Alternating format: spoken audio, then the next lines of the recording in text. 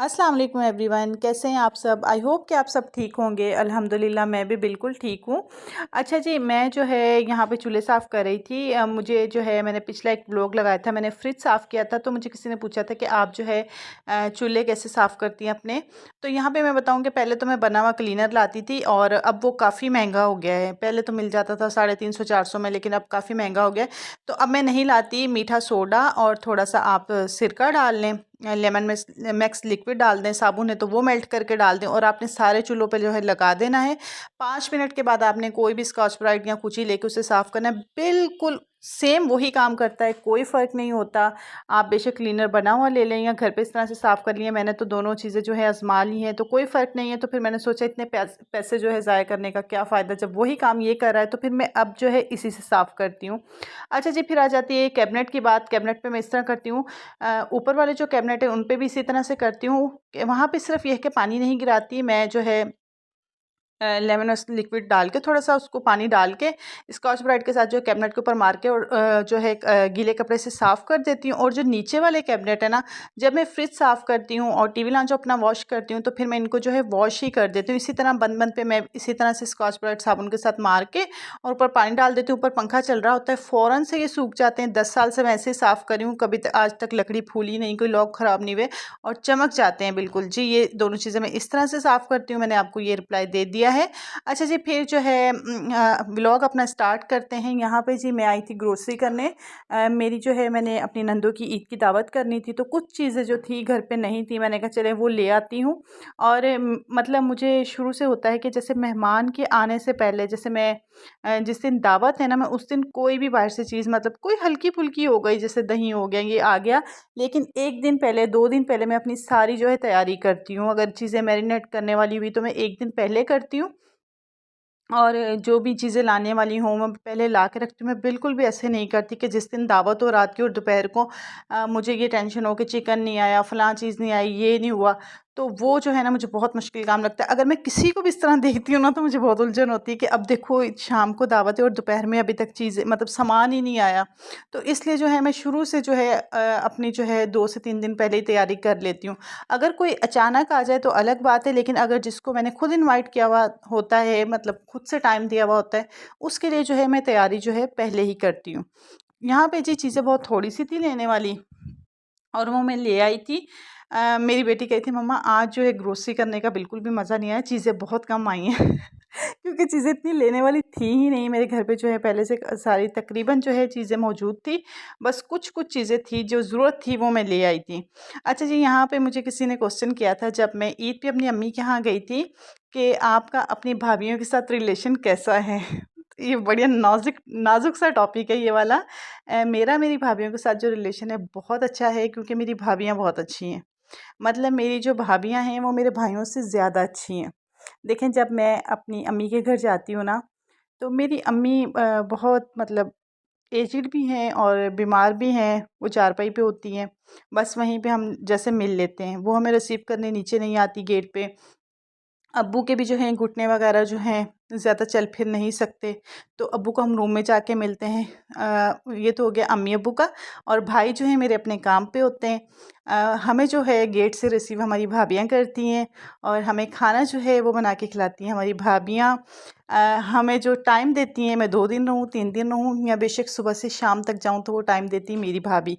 क्योंकि मेरे जो भाई हैं वो तो सुबह 8 बजे घर से जाते हैं और रात को 8 से 9 बजे घर आते हैं वापस।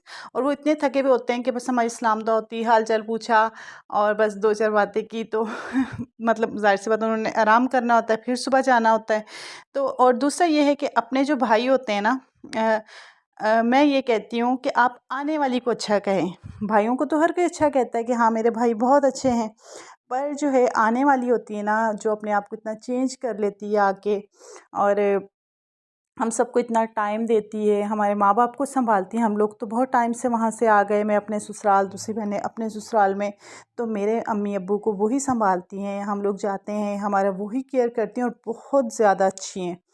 और हमें भी चाहिए कि मतलब आने वाली को आप एकदम से ये ना कहें कि माहौल, ज़ाहिर-सी बात है उनके घर का अपना होता है, हमारे घर का अलग से होता है, तो आके एकदम से हमारे माहौल में जो है वो ढल जाए। आप उसको टाइम दें।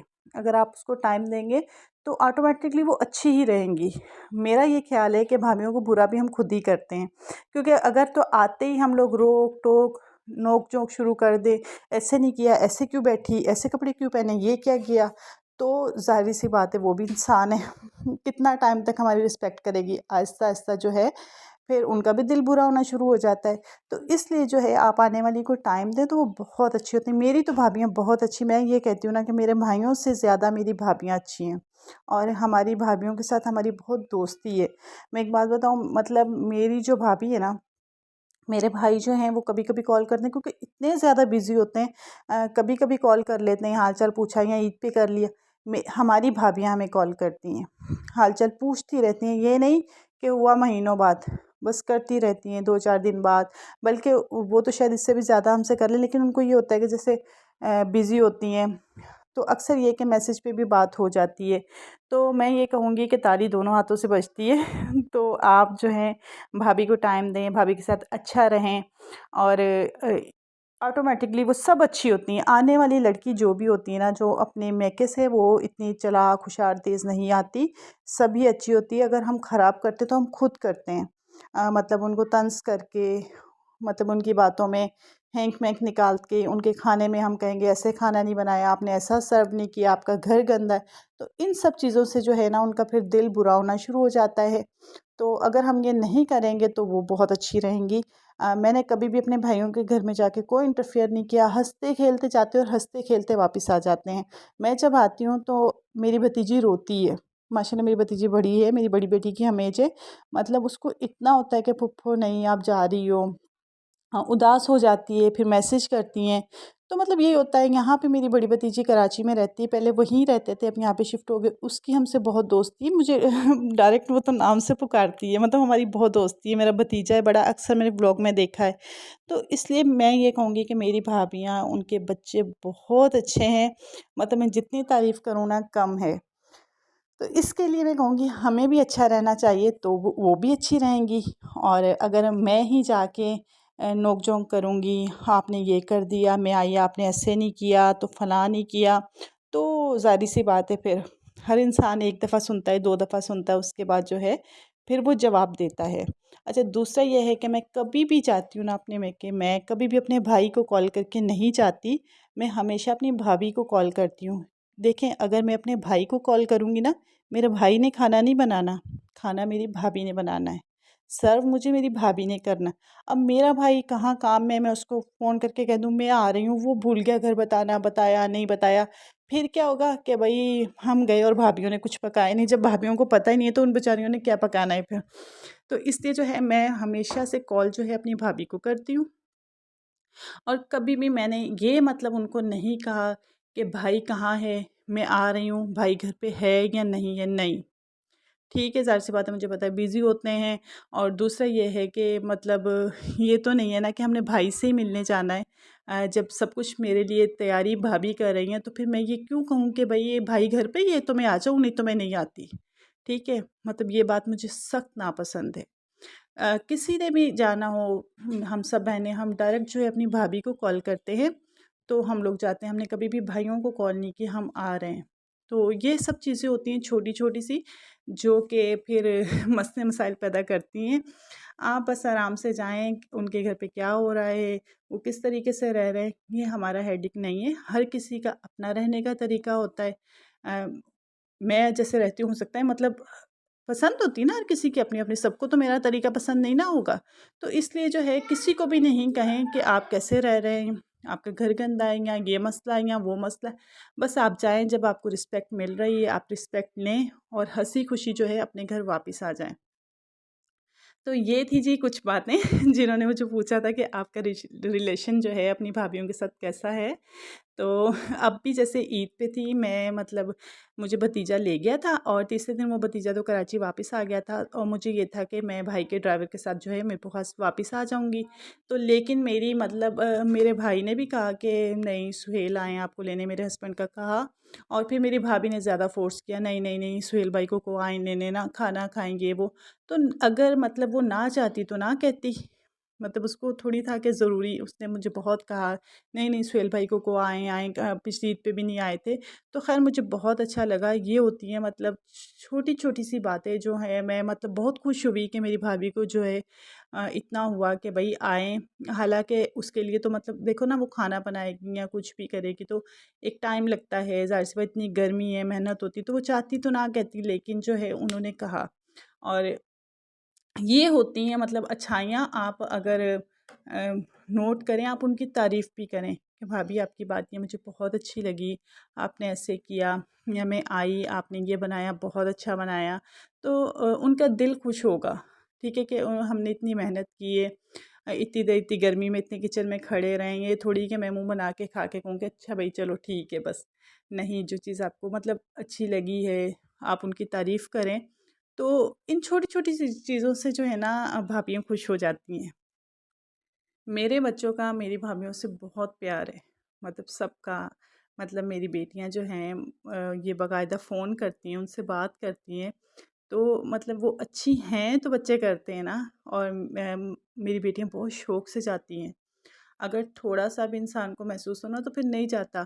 तो ये है कि मतलब बच्चों के साथ बहुत अच्छा उनका बिहेवियर होता है, मेरे साथ। और मतलब हर लिहाज से मैं कहती हूँ कि बहुत अच्छी हैं। और मैं यही कहूँगी कि उनकी परवरिश बहुत अच्छी हुई हुई है, माशाल्लाह बहुत अच्छे घरों की हैं। तो जी, ये था मेरा आज का जो है आपको जवाब कि मेरी भाभियाँ कैसी हैं। तो अच्छा, यहाँ पे ना मैं लेके आई थी कुछ वेजिटेबल्स वगैरह भी। आ जाते हैं अपने असल टॉपिक पे, जो हमारा औरतों का काम है, खाना पकाना और ये सब चीज़ें।